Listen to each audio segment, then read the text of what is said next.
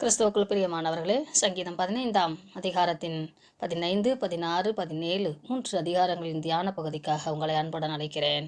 15ஆம் அதிகாரம் முதல் வசனம். கர்த்தாவே, யார் உம்முடைய கூடாரத்தில் தங்குவான்? யார் உம்முடைய பரிசுத்த பர்வதத்தில் வாசம் பண்ணுவான் என்று தாவீது எழுதியிருக்கிற இந்த சங்கீதத்தின் கேள்வியாக அமைகிறது. அதாவது, தேவ சமூகத்திலே எனக்கு இது தெரியவில்லை என்று கேள்வி கேட்காமல் அவருக்கு பதில் தெரியும், இப்படியெல்லாம் நடந்து கொள்கிறவர்கள் தானே என்று தேவனிடத்தில் அவர் சொல்லுவது போலவும், அதாவது, தேவனே, நீர் எதிர்பார்க்கிற காரியத்தை நான் உணர்ந்து கொண்டேன், அறிந்து கொண்டேன், இதுதானே என்று சொல்லி கேட்பது போல இந்த சங்கீதம் அமைகிறது. அதை அவர் சொல்லும்போது அதற்கான பதிலாக மற்ற 4 வசனங்களும் அமைகிறது. தேவனுடன் ஐக்கியப்படவும் அவருடைய பிரசன்னத்தில் வாழவும் யார் தகுதியானவர்கள் என்று தாவீது ஒரு கேள்வியாக கேட்டு அதற்கான பதிலையும் பட்டியலிடுகிறார். இது சடங்கு ரீதியான பலிகள் மூலமாக அல்ல, தார்மீகம், நீதி, ரிலீஜியஸ், ஒரு தார்மீக நேர்மையிலே உண்மையுள்ள பேச்சு, வியாபாரத்தில் நேர்மை, தேவனை கனப்படுத்துதலில் உண்மைத்துவம், இப்படி காரியங்களை உள்ளடக்கியதாக காணப்படுகிறது. அவர் அந்த கேள்வியை கேட்டுவிட்டு தேவனுடைய கூடாரத்தில் விருந்தாளியாக தங்கி இருந்து அவருடைய பிரசன்னத்தில் அருகில் நிரந்தரமாக வாழ யாரால் முடியும் என்று கேட்கிறார். பண்டைய இஸ்ரவேலர்களிலும் இதை நீங்கள் பார்க்கும்போது, அவர்கள் தவறு செய்து விட்டாலோ அல்லது பிறர் யாரும் தன்னை கொல்ல துடிக்கும் போது அடைக்கல பட்டணத்திலே ஓடி ஒளிந்து விடுவார்கள்.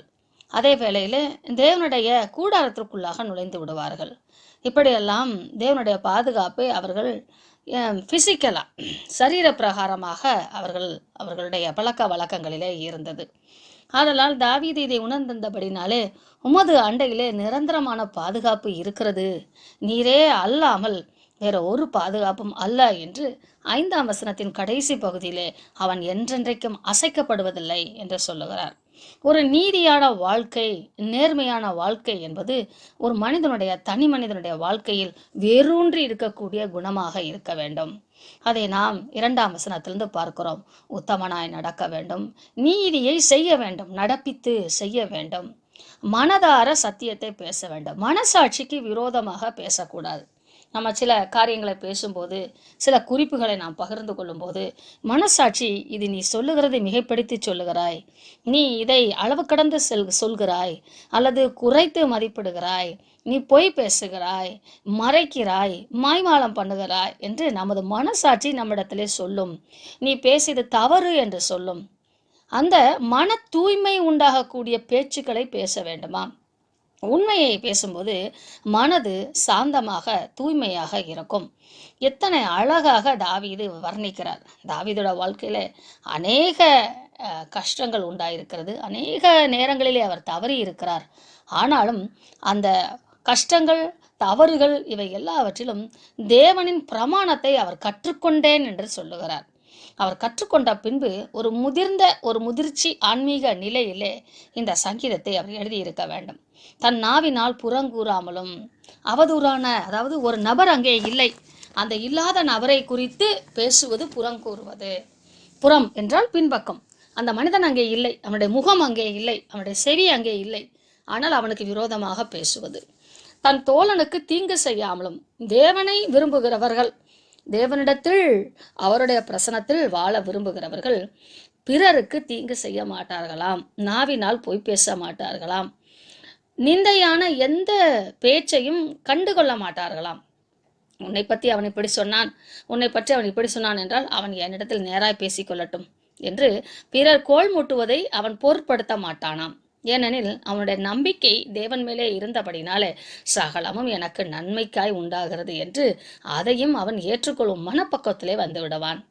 ஆகாதவன் அவன் பார்வைக்கு தீர்ப்பானவன், அதாவது கனியற்றவனை அவன் பொருட்படுத்த மாட்டானாம், கண்டுகொள்ள மாட்டானாம். தேவ கனியற்றவர்களை கண்டுகொள்ள மாட்டானாம். கர்த்தருக்கு பயந்தவர்களையோ கனம் பண்ணுவானாம். ஏனெனில் கர்த்தருக்கு பயந்தவர்களுக்கு குறைவு ஒன்றுமில்லை. கர்த்தர் தாமே அவர்கள் மத்தியிலே வாசம் செய்வார். அவர்களுக்கு எந்த ஒரு கஷ்டமும் துன்பமும் இழைக்கப்பட்டு விட்டால் கர்த்தரே இறங்கி கணக்கு கேட்பார், பதில் செய்வார் என்ற பயம் அந்த மனிதனுக்கு உண்டாயிருக்குமா. அதனால் அவன் வாழ்க்கையிலே யாருக்காகிலும் எதையாயிலும் கொடுப்பேன் என்று அவன் ஆணையிட்டிருந்தால் அதற்கான நஷ்டம் வந்தா கூட அந்த காரியத்தை செய்வதற்கு தவற மாட்டானாம். தன் பணத்தை வட்டிக்கு கொடுக்க மாட்டான் என்றால் அவன் எப்பொழுது வட்டிக்கு கொடுப்பான்? எக்ஸஸா பணம் இருந்தா, அதிகமான பணம் இருந்தா அவன் வட்டிக்கு கொடுப்பான் இல்லையா?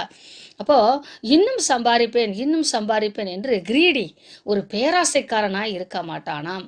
அதனால் பிறருக்கு உதவி செய்கிறவனாய் இருப்பானாம். வட்டிக்கு அல்ல, தனது பெருக்கத்துக்கு அல்ல, பிறருக்கு உதவி செய்கிறவனாய் காணப்படுவானாம். பகிர்ந்து கொடுக்கிறவனாய் காணப்படுவானாம். குற்றமில்லாதவனுக்கு விரோதமாய் பரிதானம் வாங்காமலும். பேராசையினாலே அவன் லஞ்ச லாபத்தை சம்பாதிக்காமல், ஒருவன் மேல் குற்றமில்லை, ஆனால் எதிர்க்கட்சியானவன் அவன் மேல் குற்றம் சுமத்தும்படி நியாயாதிபதிக்கு பணம் கொடுக்கிறான் என்றால் அந்த பணத்தை வாங்கி கொண்டு அப்படிப்பட்ட தவறான தீர்ப்புகளை செய்யாதவனாய் இருப்பானாம். இப்படி தேவனுக்கு பயந்திருக்கிறவனுடைய கிரியைகள் இப்படிப்பட்ட கிரியைகளாக இருக்கும்.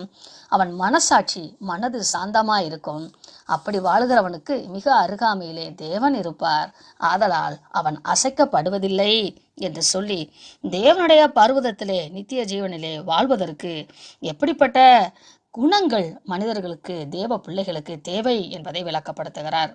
16ஆம் சங்கீதத்திலே, இந்த 15ஆம் சங்கீதத்திலே அவர் எதை வேணாலும் இழப்பதற்கு தயாராக இருக்கிறார்.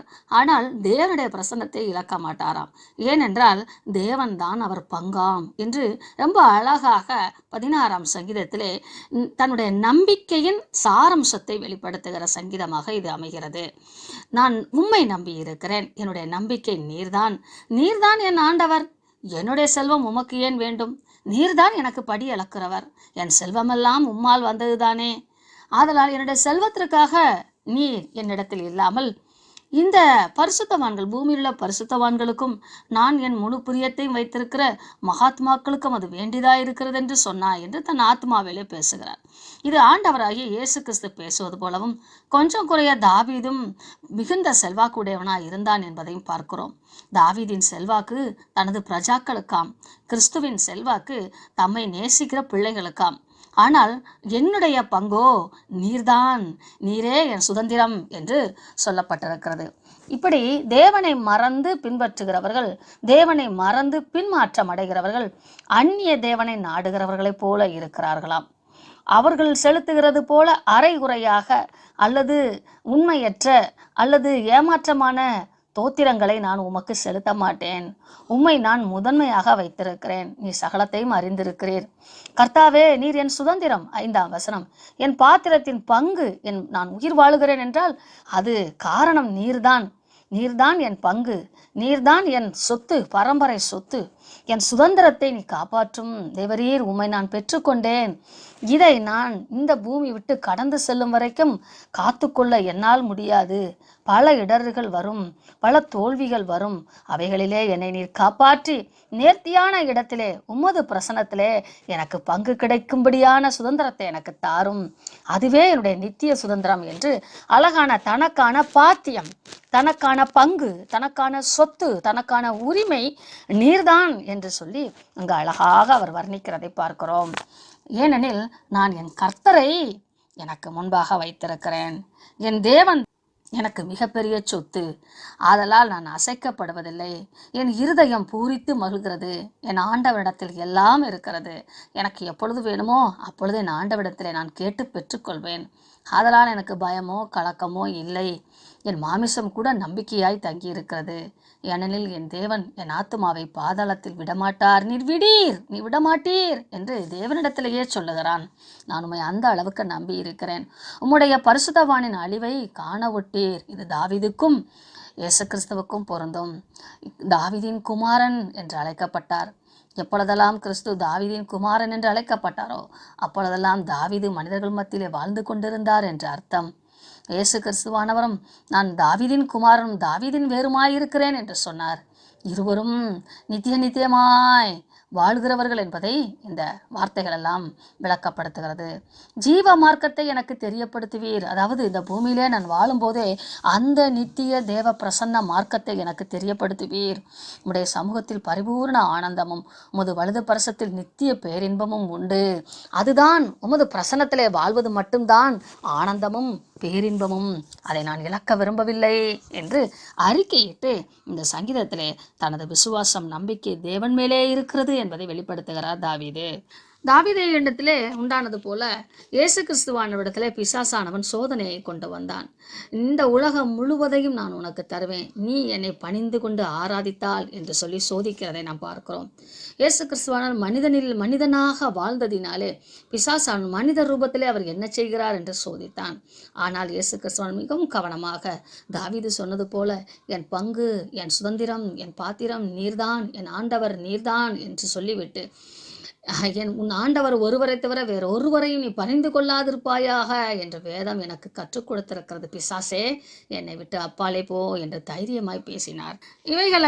இவர்களெல்லாம் நமக்கு வழிகாட்டிகளாக, போதனைகளாக அமைகிறது. இந்த சோதனைகள் எல்லாம் ஒரே நாளிலே முடிந்து விடுபவைகள் அல்ல, ஒவ்வொரு நாளும் நம் வாழ்க்கையிலே உண்டு.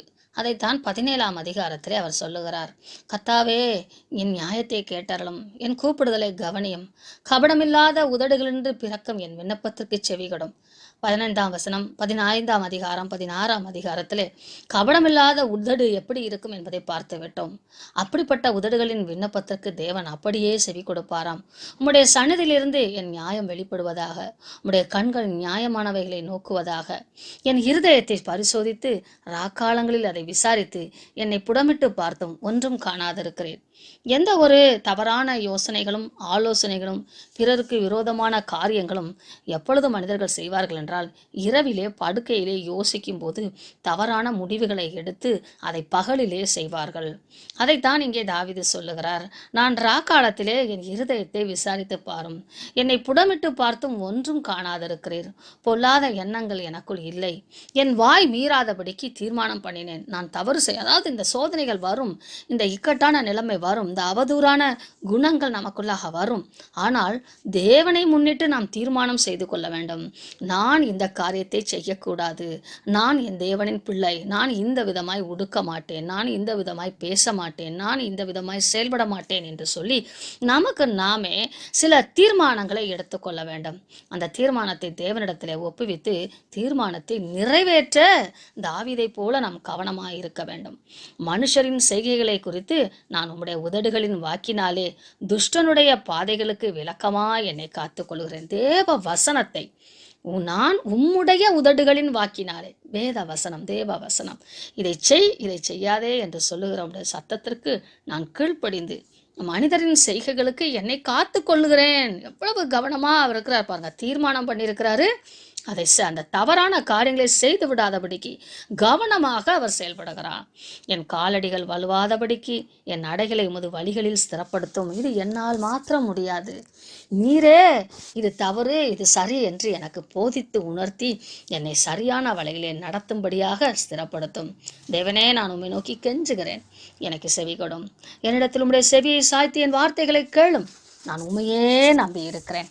எனக்கு விரோதமாய் எழும்பி இருக்கிறவர்கள் அவர்களுடைய பொல்லாத காரியத்திலிருந்து ரட்சிக்க வல்லமையில் உம்முடைய வழக்கரத்திற்காக நான் காத்திருக்கிறேன். உம்முடைய அதிசயமான கிருபைகளை விளங்க பண்ணும், என்னை உம்முடைய கண்மணி போல காத்தரலும் என்று சொல்லி தன்னை தேவன் எப்படி ஸ்திரப்படுத்தி காத்து கொள்ள வேண்டும் என்று சொல்லி 6ஆம் வசனத்திலிருந்து எழுதுகிறார். அப்படி எழுதும்போது தனக்கு விரோதமாக இருப்பவர்கள் எப்படியெல்லாம் கொடூர எண்ணம் கொண்டவர்களாக, வீம்பு பேசுகிறவர்களாக இருக்கிறார்கள் என்றும், பீறுகிறதற்கு ஆவலுள்ள சிங்கத்தை போலவும், இன்னும் பால சிங்கத்தை போலவும், பட்சிக்கிற சிங்கத்தை போலவும் எனக்கு விரோதமாக இருக்கிறார்கள். அவர்களெல்லாம் மடங்கடிக்கிறவர் நீதான். என்னை பாதுகாக்க ஒரே மெய்யான தேவன் உம்முடைய கரம் மட்டும்தான். 13 என் ஆத்துமாவை துன்மார்க்கருடைய கைக்கும் உம்முடைய பட்டயத்தினால் தப்புவியும். என்னால் எதிரியோடு போராட முடியாது, இது பிசாசோடு போராட்டம். 14 பொல்லாத மனிதர்களுக்கு விரோதமாய் என்னை காத்துக்கொள்ளும் என்று ஜெபிக்கிறார். மனிதனுடைய கைக்கும் இம்மையிலே தங்கள் பங்கை பெற்றிருக்கிற உலக மக்கள் கைக்கும், அதாவது நாங்கள் தான் பெருசு, நாங்கள் தான் வல்லமை உள்ளவங்க, நாங்கள் தான் அதிகாரம் படைச்சவங்க என்று மிரட்டுகிற சில மனிதர்கள் உண்டு. அவர்களை குறிப்பிடுகிறார். இம்மையிலே தங்கள் பங்கை பெற்றிருக்கிற உலக மக்களின் கைக்கும் உம்முடைய கரத்தினால் என்னை தப்புவியும். அவர்கள் வயிற்றை உமது திரவியத்தினால் நிரப்பும். உண்மைதான், எரிச்சல் அடையும் போது, கோபப்படும் போதும், பொறாமைப்படும் போதும் வயிறு எரியும். ஏன்னா ஆசிட் சுரக்கும், அந்த நம்மளுடைய உடம்பு உஷ்ணத்துக்கு போகும். அதனால அந்த பேங்க்ரியாட்ஸ்லேருந்து இருக்கக்கூடிய ஆசிட்டெல்லாம் சுரக்க ஆரம்பிக்கும். அது வயிற்றிலே கொற்றி வயிறு எரியும். இந்த காலங்களில் என் வயிறு எரியுது, என் வயிறு எரியுது என்று சொல்லுவார்கள். உண்மைதான், அது உண்மையிலே வயிறு எறியக்கூடியதாகத்தான் காணப்படும். இந்த வேத வசனம் அதற்கு மிக தெளிவாக சொல்லுகிறது. அவருடைய கைக்கெல்லாம் என்னை மீட்டுவிடும். அவர்களுடைய வயிற்றை உமது திரவியத்தினால் நிரப்புகிறீர். அவர்கள் புத்திர பாக்கியத்தினால் திருப்தி அடைந்து தங்களுக்கு மீதியான பொருட்களை தங்கள் குழந்தைகளுக்கு வைக்கிறார்கள்.